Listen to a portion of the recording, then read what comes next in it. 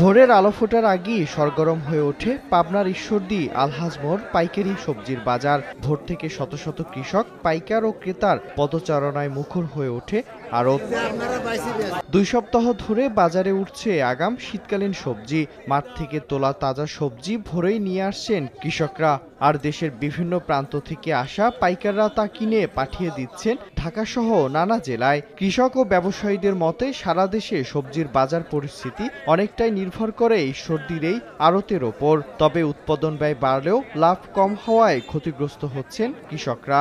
দাম ভালোই, মোটামুটি খারাপ না। 1 কেজি মরিচ বেচছি 200 টাকা, 150 টাকা, এখন মরিচ বেচলাম 65 টাকা আছে। কাল যে বাজার ছিল তার সাথে কমে আছে। সারের দাম, বিষের দাম, তাতে এই দামে মাল বেচে কিছুই থাকে না। দামও ভালো চলছে, আরো তো ভালো চলে, পর্যাপ্ত পরিমাণ মাল আমদানি রপ্তানি। ঢাকা বলেন, চিটাগাং, ফেনী, খুলনা, বরিশাল, পটুয়াখালী, বিভিন্ন দেশে এখান থেকে কাঁচামাল চলে যায়।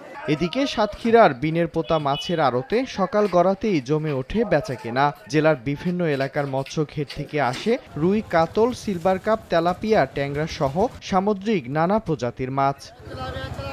এই আড়তের মাছ রাজধানী সহ সিলেট, চট্টগ্রামেও সরবরাহ করা হয়।